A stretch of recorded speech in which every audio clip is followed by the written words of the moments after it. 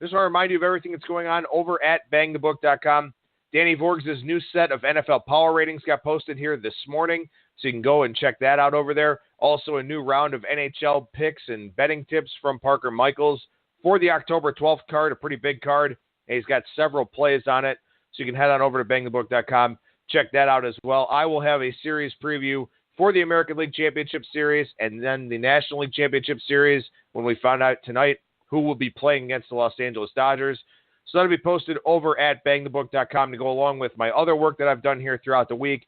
Got some game preview stuff, got some opening line report stuff, my college football power ratings, NFL Daily Fantasy went up here today. We got golf previews. We'll have NASCAR previews here today as well. So lots of stuff going on over there at BangTheBook.com, including our contests. Don't forget about those. Sign up for a chance to win some cash prizes.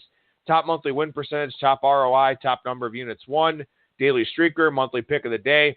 Lots of contests available for you over there. Finally, our friends over at DSI Sportsbook still offering that BTB and the number 25 promo code. $25 free bet just for signing up. 100% deposit match bonus for the sportsbook. 100% deposit match bonus for the live casino as well. So if you're looking for another out, make sure that you take advantage of that promo code over there at DSI Sportsbook. Two guests come your way today. The first, Mr. Brad Powers from BradPowerSports.com. Brad, how's it going today, man?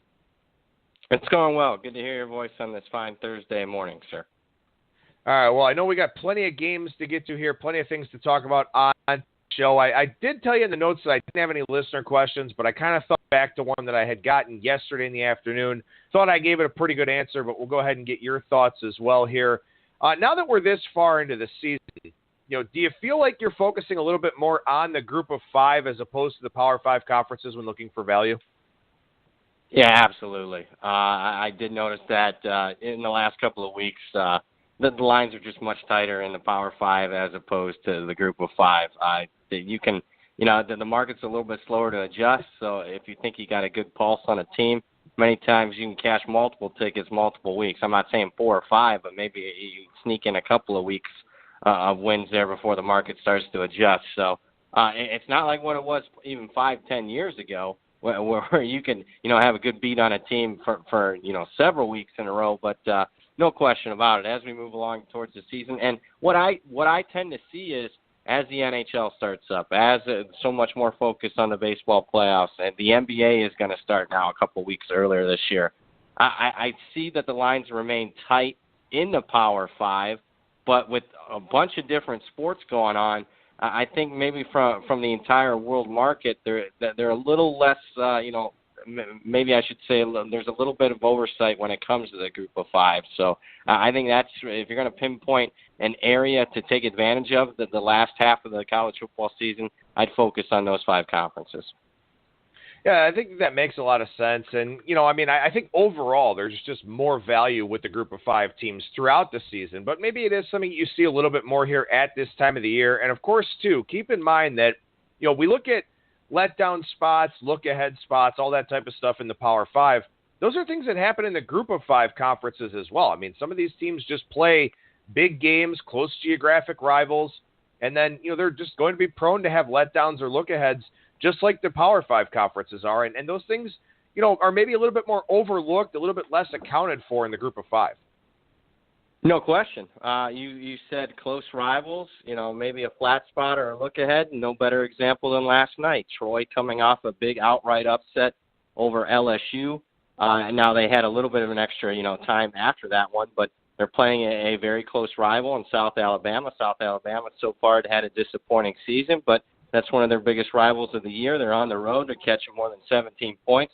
Obviously, Troy was probably patting on themselves on the back a little bit too much after the LSU game. And all of a sudden, what do you get? A major outright upset here. So, yeah, definitely be looking at that. And to be honest with you, the late money was all on Troy and the over in that one. Completely mispriced game last night. Everyone liked the favorite and the over.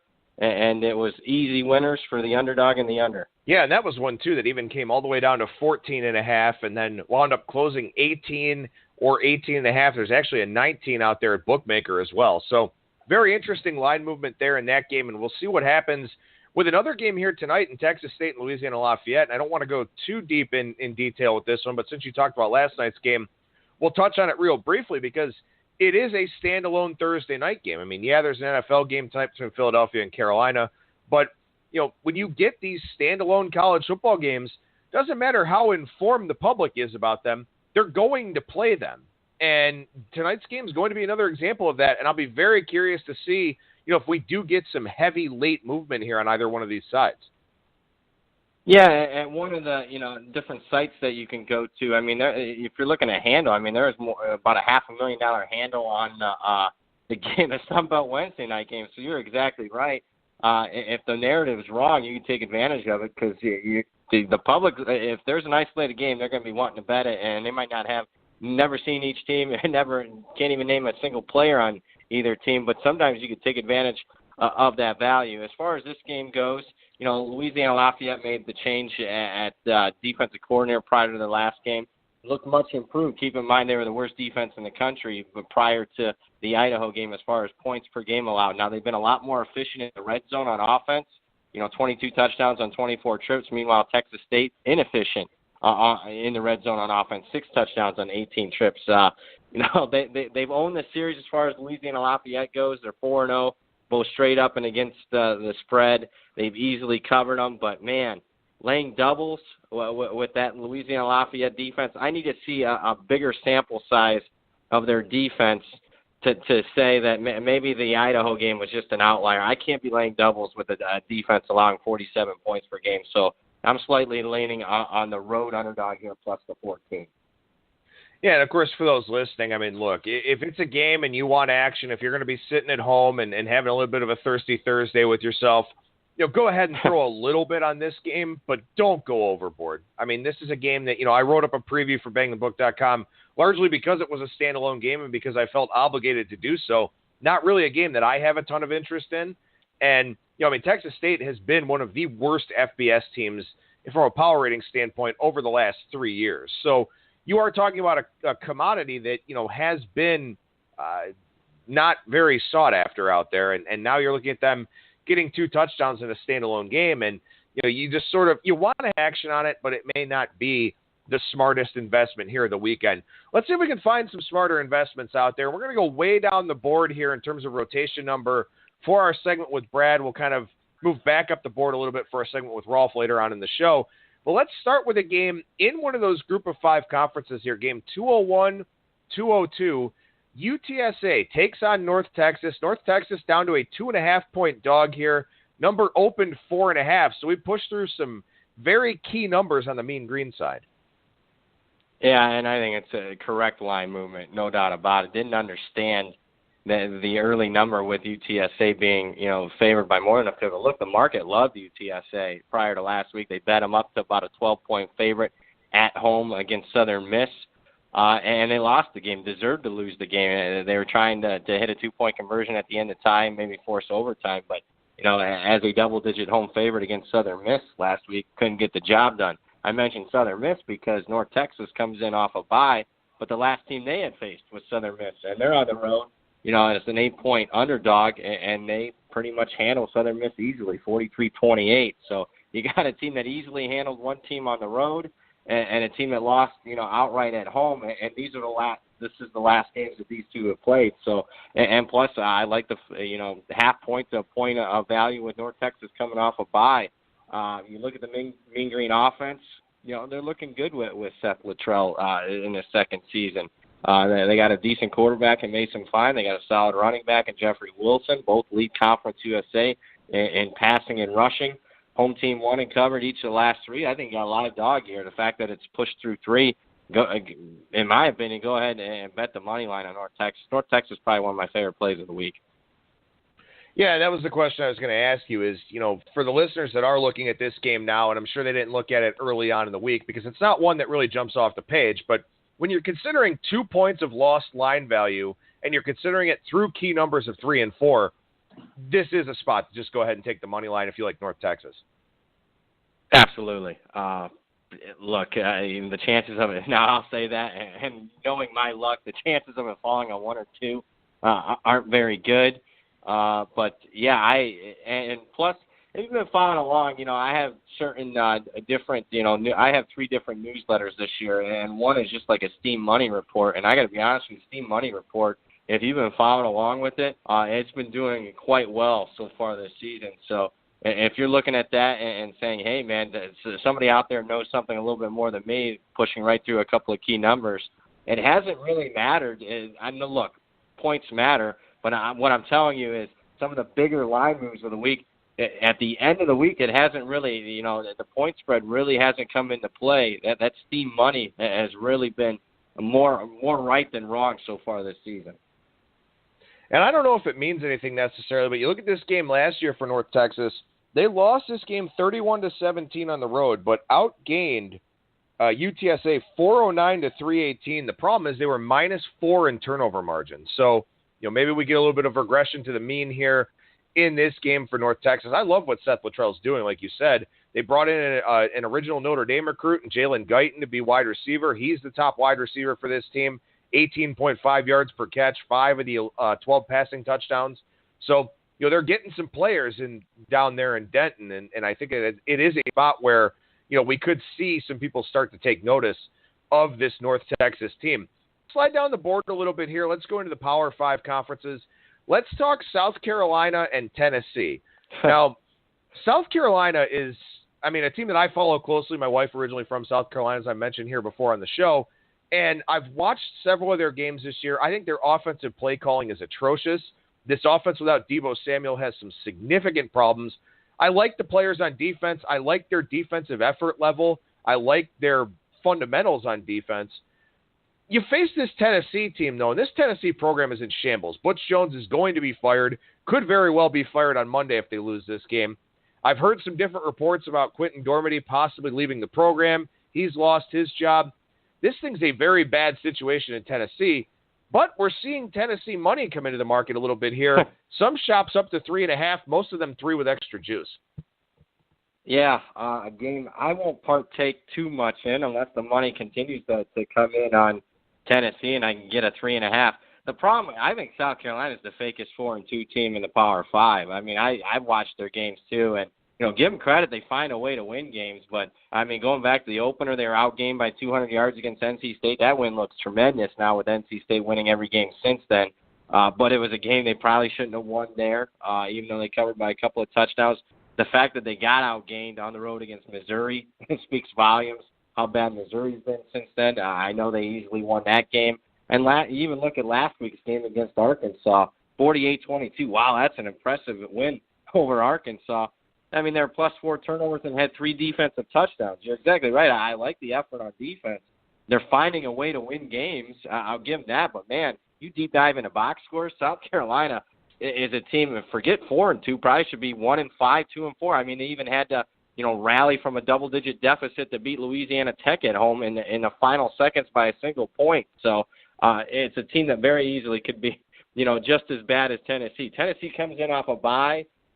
Switching up the quarterback, maybe that gives them a little bit of life, but I can't have a Tennessee ticket in my hand with everything that's surrounding that program. So it's not one of my favorite games of the week because I'd like to play against both teams. But if you're telling me I can get a 3.5 out there, I'll take a team that knows how to win and get the job done in the end over a team that anything I think that goes wrong, it could be catastrophic for Tennessee. If a couple plays go wrong early, I could see it getting out of hand and everybody getting down on themselves. So South Carolina or nothing for me. Yeah, Jarrett Guarantano going to be the quarterback for Tennessee here this week. And generally speaking, coming off of a bye is a good thing. But if you've got a coach that's lost this program, you've got a coach that's a dead man walking, in my estimation, they've lost 3 straight games. I know they beat UMass 17-13, but that's a loss for a program like Tennessee. To play that poorly at home and then follow it up by getting completely trucked by Georgia. Like you said, this is a situation where if things don't go their way in the first part of this game, it's already an early kickoff in Knoxville, so I don't know what kind of atmosphere you're going to have with this crowd, especially with the current state of the program. Oh, and by the way, you get your ass kicked by Alabama next week. So for Tennessee, it's just not an ideal situation at all. But like you said, and I completely agree with you, South Carolina, I will say this, though. Last week they blew out Arkansas. And it's not like Arkansas is a great team. It's not like Arkansas is all that good of a team. But to see South Carolina go hang 48 on somebody, I don't know. Maybe something could have changed. Yeah, I think, and keep in mind, it wasn't the offense. Defense scored 3 touchdowns. So, yeah, that definitely helped them in that cause there. I love playing against teams when it's such an anomaly and an outlier to score that many on that side of the ball. But, yeah, this is a good one, and I know a lot of people can't do it. But, man, this, to me, speaks, in-game live running here. If I'm not liking the energy level of Tennessee early, I mean, this is one where, to me, that I don't know if the number can get high enough. I mean, you could see South Carolina scoring early, and whatever, say, they're plus 3, 3.5 entering the game, they score early, and Tennessee has, something go wrong on offense.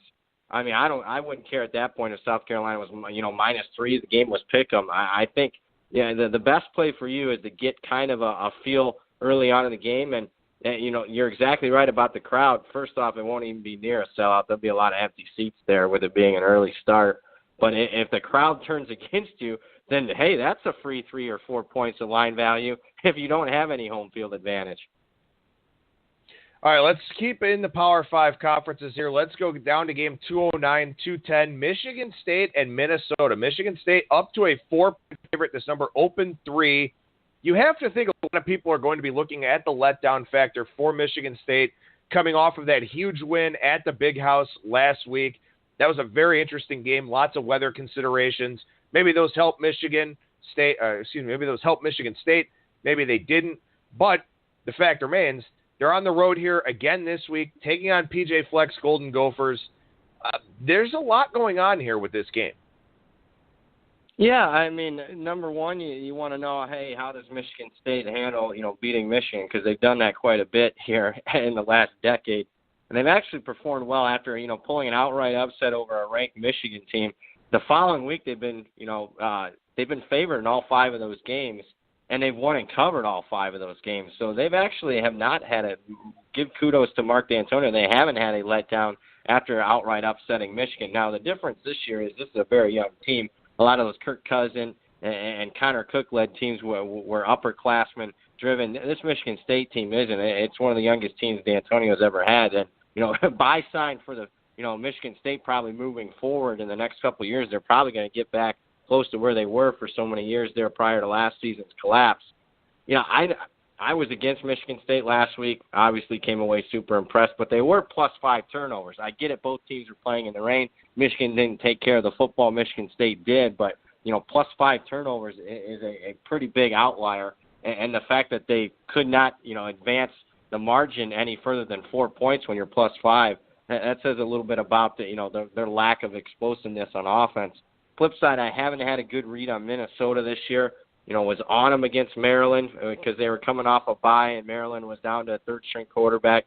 They were stunning home upset. Last week, they were probably the right side of that game and probably were done in by the weather delay. They were outplaying for Purdue for a majority of that game, and it's even misleading because they're driving for a game-tying touchdown. They throw a 75-yard pick six at the end of the game, lose by 2 touchdowns. So I think from a pure value aspect, Michigan State off an outright upset win, plus 5 turnovers. Minnesota off a misleading 14-point loss where turnovers played a part of that one. I would lean on the Golden Gophers, especially at the current line of 4. Give me Minnesota plus the points. Yeah, I mean, this is one where I've got the number Michigan State -1, and I've tried to be really cautious with Michigan State because I just don't know how good this team actually is. I mean, like you mentioned last week, big turnover margin advantage. Weather was a big-time factor. Iowa's not a great team. Michigan State found a way to get through that game, and I give them credit for that, but they didn't play particularly well in that one. That loss to Notre Dame is really interesting because Michigan State got steamed very heavy on game day before that one, and that number wound up being down around 3, and it was higher earlier on in the week. So it was a spot where Michigan State was the preferred side from the sharp market out there. My numbers told me to play Notre Dame. I did. They won that game comfortably. So I feel like I also don't really know, what I'm getting from Michigan State. I don't know what I'm getting from Minnesota either. I mean, they start out 3-0, looked pretty good against Oregon State, who, as we found out, just isn't a good football team. Blew out Middle Tennessee State, who I liked coming into the year, but we've seen that they've got some problems too. I feel like I don't know enough about these two teams to really have a conclusive opinion on this one. But like you, I think from a line value standpoint, you probably are looking at Minnesota as the right side. Couldn't have said it better. I do not have a great pulse on either one of these two teams. I was on Michigan State against them, lost a couple of times, on Minnesota and against them a couple of times.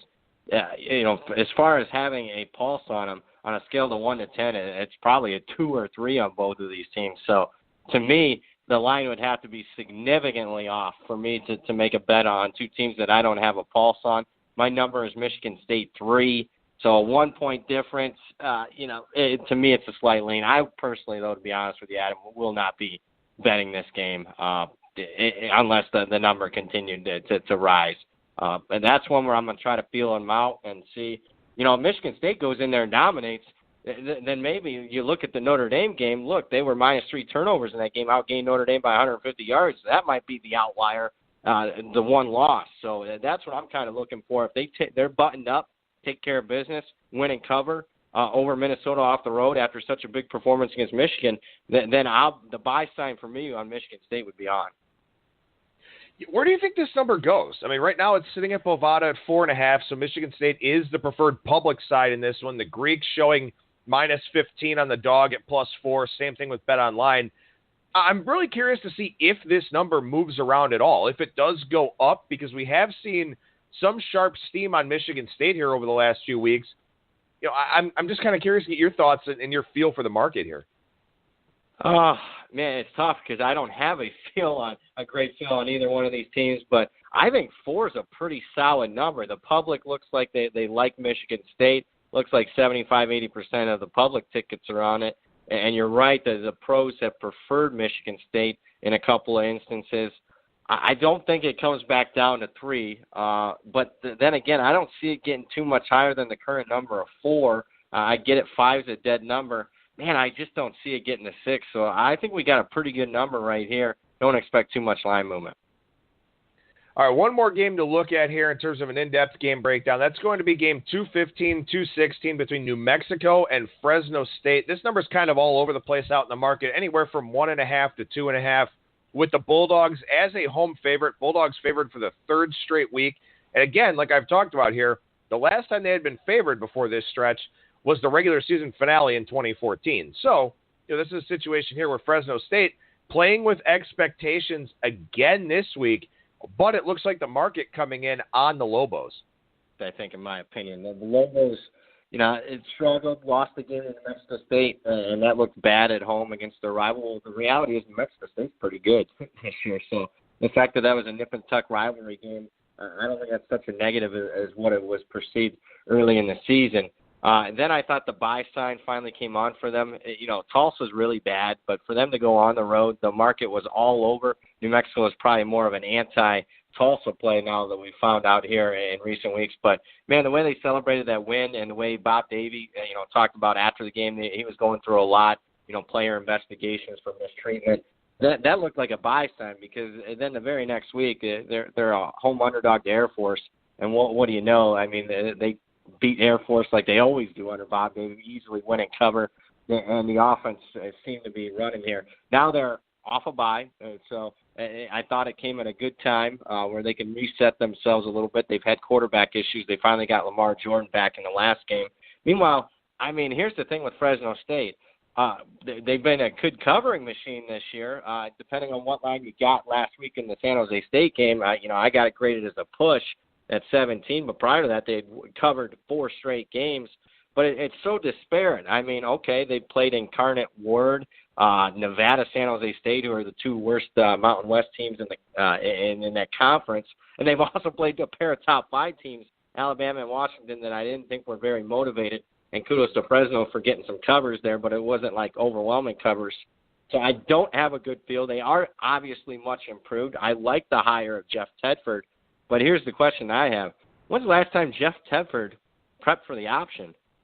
Keep in mind, after the Cal days, he went to be an offense coordinator in the NFL. So I look at his defensive coordinator, and what is his main experience? The Canadian Football League. Are they running the option there? No. So I like a rested New Mexico team off a couple of outright upset wins. I think they pull another here against a Fresno State team that I think is a little fake because of their schedule. So give me New Mexico. This one's one of my favorite plays of the week. Forget the +2, 2.5. Go ahead and bet that one on the money line. Is this a matchup-based play for you, or do your power ratings suggest this one as well? Slight. It's not a big power ratings disparity for me. Power ratings have this number, Fresno State 1.5. I've had a pretty good pulse on both of these teams this year as far as the markets go. The one outlier being the Air Force New Mexico game 2 weeks ago, where I probably didn't take into consideration series history like I used to. But the entire market, though, agreed with me with the late money coming in on Air Force, because earlier in that week, New Mexico was actually favored. No, just 1.5 is what I'd have Fresno State. So only a half-point difference. This is purely matchup for me and situation, why I like New Mexico so much. Fresno State last week had the ball for 37 minutes against San Jose State, only had 348 yards. They're +4 in turnover margin, and still struggled to find a way to push what was the number that most people got. So, maybe the buy sign on Fresno State was that game against Nevada, and then now maybe that buy sign could have come off a little bit. And I think that you're on the right track in terms of looking at this game from a matchup standpoint. So you want to use that as the free pick for our show listeners, or do you want to throw out another one for the college card here? I will. On my 7 or 8 top picks of the week, we've gone over 2 of them, so I'm comfortable. We'll repeat them: New Mexico plus the points, and North Texas plus the points. I promise you, those are 2 of my top 8 plays of the week. All right, sounds good. Let's actually touch on a listener question here real quickly before we get to the NFL side here, because I just got this one about 15 minutes ago. The question here is, who sets the market for opening lines? Is it one book?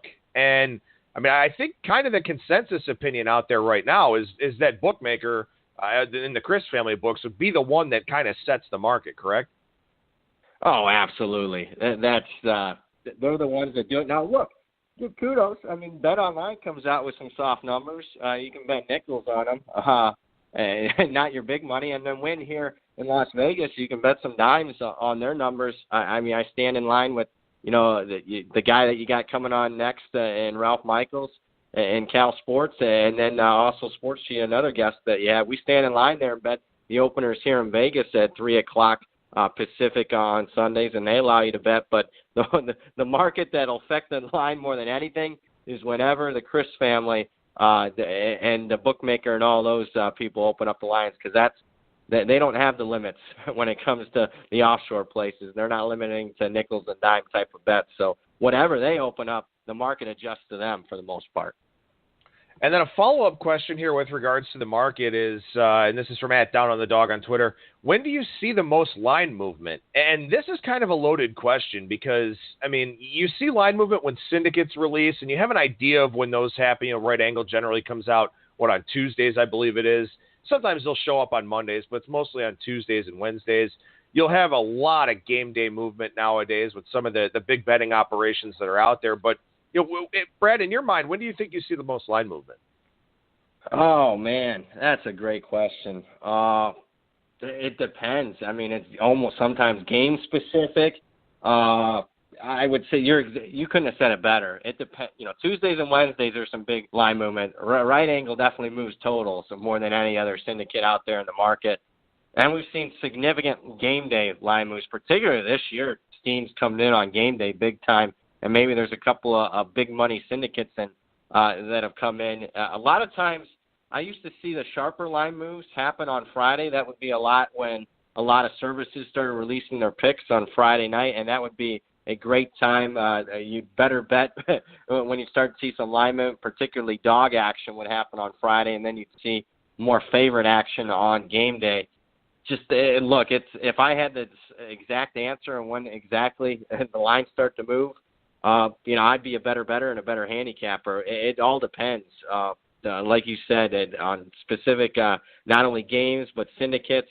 And the biggest line moves always happen on game day. As you get the latest information, could be weather-driven, could be injury-driven, could be the biggest money in the world driven as far as the syndicates betting games. So, if I had a real big answer, it's definitely game day. All right, actually I lied because I got one other listener request here for a game, and I did send this one over to you, and I didn't realize that that it was still on there because I didn't put it in the notes. But Tulane and FIU is one other game where this particular listener, @Brash Lindbergh, says that he's got a pretty big power ratings discrepancy between his and the number that's out there. And this is a number that opened 11 with Tulane as a road favorite. It's up to 13.5 now. The Greek has already touched 14. Bovada is there as well. Tulane's just a team getting a lot of steam right now. I think it's one of those teams that's just being adjusted upward in power ratings, by a significant amount week after week here under Willie Fritz. Yeah, and I have a big power ratings disparity too, of about 3.5 points. I got the line at 10, and I upgraded Tulane significantly after last week because we saw some steam come in on them. What are they up 48-7 at one point at halftime? Now, it was a horrible spot for Tulsa because the game got moved up. But Willie Fritz is one of the most underrated coaches in the country. This is one where I'd stay away. Even though I have a big power ratings disparity, unless it really gets out of control and goes well north of 14, then I'd play back a little bit on FIU. But you got to respect the money and the steam. And I'm not a guy. I've been following Willie Fritz back to his FCS days because, at Sam Houston State where they made a couple of FCS national titles. And that's not the guy you want to step in front of too much. Obviously had a great couple-year run there at Georgia Southern. You've seen how far that program's fallen off in the last couple of years with him leaving. This wouldn't be my preferred power ratings disparity spot to play on unless they continue to get steam and the line just gets out of control there. It'll be interesting to see if FIU can handle their version of the option because, man, Tulane looked unstoppable last week against Tulsa. Yeah, it's not like Butch Davis has been defending the option all that much recently, so I'm kind of curious to see how that whole thing plays out. But I have a power. I have a power ratings discrepancy in this game too, and it doesn't mean I'm going to play on FIU because my number is actually down below double digits. But that may just be me a little bit hesitant to upgrade Tulane the way that other people have. And I will say this: if Tulane goes out there and steamrolls FIU and covers this number comfortably, Tulane's going to be the biggest riser in my power ratings here as we head on into Week 8. All right, let's go over to the NFL side here, touch on a few of these games. Let's start with, I guess we'll go ahead and start going by rotation order here and start with the Patriots and the Jets. You've got New England anywhere from a 9 to 11-point favorite. It all depends on the sports book you're looking at, what their needs are. For example, at 5 dimes, they're at 11, minus 135 on the dog, a little bit of teaser protection there in that one for them. Other books, bookmaker, DSI at 9, minus 05 on New England. So these books kind of bouncing around based on the need that they have. Look, man, the Jets have won 3 in a row. Most people didn't think the Jets could win 3 games all season long. New England, we know what they're capable of, but defensively, they've been abhorrent this year. They've just been as bad as they could possibly be. Can you really trust them laying a big number here? I don't think you can, although I'd like to play against the Jets because I think they're off a misleading win against the Browns last week. They were outgained by 200 yards. Browns had red zone scoring issues in that game. Obviously looked a lot better after Kevin Hogan came in the second half. So I want to play against the Jets. But on the other side, I continue to want to play against New England, a team that's 16-3 against the spread last year. And we saw them build up like a possible 16-0 team coming into this year. I thought they're fortunate to get a win and cover last week. Tampa Bay missed 3 field goals, were firing in the end zone in the final seconds of the game. Very fortunate that they'd win that game by 5. I thought the defense played a little bit better last week, but again, Tampa Bay makes some field goals. That doesn't, their defensive performance doesn't look as good. I'm going to be leaning with the Jets. It's not preferred for me, but I got to go series. They've owned New England going back to the Rex Ryan days as far as, playing, if that's the one game they kind of circle on their calendar to play up against Big Brother. With the worst defense in the NFL, I can't lay more than a touchdown, even though it's Tom Brady on the other side. Okay, give me the Jets plus the points. There are a couple of things about this. For one thing, last Thursday night I was at Game 1 in the division series, so I didn't get a chance to watch that one. But I was talking to my boss, and I was sort of like, well, it looks like New England played better based on the final score. And that's just a rookie mistake. You cannot come out and make a statement like that because, as you just said, Brad, they missed 3 field goals. My boss said, look, it was more of Jameis Winston missing guys than New England actually playing all that well defensively. And those are the things that really help you out. If you get a chance to watch as many games as possible, those are things that you're going to see that you may not see in the box score. So, New England gave up 14 points last week, but they could have given up a whole hell of a lot more. So if you're laying a big number here, obviously you do need to be really concerned about that. I will say this. From a power rating standpoint, when you look at New England, they're a lot like some of the top 25 teams in your college football power ratings because you have to respect the talent level. You have to respect the reputation, and you can't rate a team, too low when they've got so much talent and so much history, but at the same time, they may not live up to that reputation. So when you price them from a power rating standpoint, it's different than when you handicap them in a particular game. No, you have to respect. I mean, since they won the Super Bowl, the first Super Bowl back after the 2001 season, if you just bet on New England every single game, you'd hit like 58%. So you got to respect a 15-year sample size. But with that being said, last year was such an outlier as far as the positive going 16-3. They were probably power rated a little bit too high than what they should have. The reality is probably a little bit somewhere in the middle. Were they as good as that 16-3 against the spread mark last year? No. Are they as bad as what they've looked so far for the first 5 games of this season? No. So while I definitely downgraded their power rating since the start of the season, you're exactly right. I've been very careful not to downgrade them too much because it's still Tom Brady. And Tom Brady's still pulling his half of the deal here. I mean, he's still one of the top quarterbacks, at least through the first 5 games of the season. But, another thing I saw in that game, boy, he was taking some hits, Adam. And he cannot have 4 or 5 of those types of games this season. Or I know he does everything right from a nutrition aspect, but you know what? The last time I checked, Father Time's undefeated, and he's 40 years old. And if he has 4 or 5 more of those games, then I think you're going to start seeing the decline of production from him. And that's another thing to look at. He was taking some major shots in that game, and I just don't think maybe it won't impact him too much this game. But you get later in the year, and if he's having a lot more of that, again, I would prefer to be playing against the Pats if that were the case. We'll hold off on the Packers-Vikings NFC North game until the next segment with Rolf Michaels. So, Rolf, I know you're listening on hold there. Throw some notes together for that Green Bay-Minnesota game. But I do want to talk about the Rams in Jacksonville with you here, Brad, because this is one where I want to be on the Rams. I'm probably going to be on the Rams in the Super Contest. Unfortunately, it's 2.5 instead of 3. I get the line move. I understand what's going on here with this game with Jacksonville now. Like I said, a 2.5-point favorite with extra juice or a 3 out there on the other side of plus money. But, I mean, this is a tough spot for Jacksonville. They just got done playing 3 straight road games, including a trip to London, just blew out Pittsburgh at home. What is the story behind this line move? Look, it's tough because, man, Jacksonville's been the Jekyll and Hyde team of the NFL. I mean, their great performances have looked top, playoff-worthy caliber. And obviously when you're losing to the Jets, not so much. I'm just going to go, to me, I think you're on the right track here. It's a long travel spot for the Rams, but I think they benefit. It's not an early start time. That's a good positive for the Rams. To me, it's just turnover-driven. Because it's a parity-driven NFL league, you have Jacksonville off such an outlier. They intercept Big Ben 5 times, return a couple of them for touchdowns.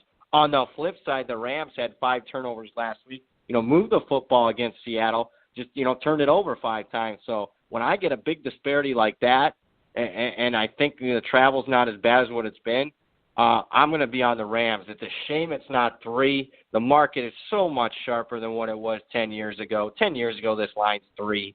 The fact that it's 2.5 kind of sucks in my opinion, but I think the Rams clearly are the right side in this game, and I'd also have a slight lean on the over. Yeah, and I think that maybe a little bit of this is some of that whole, when you look at last week's game against Seattle, people were kind of looking at the Rams and saying, okay, this is their chance to prove it they're for real. This is their chance to prove it this offense is for real.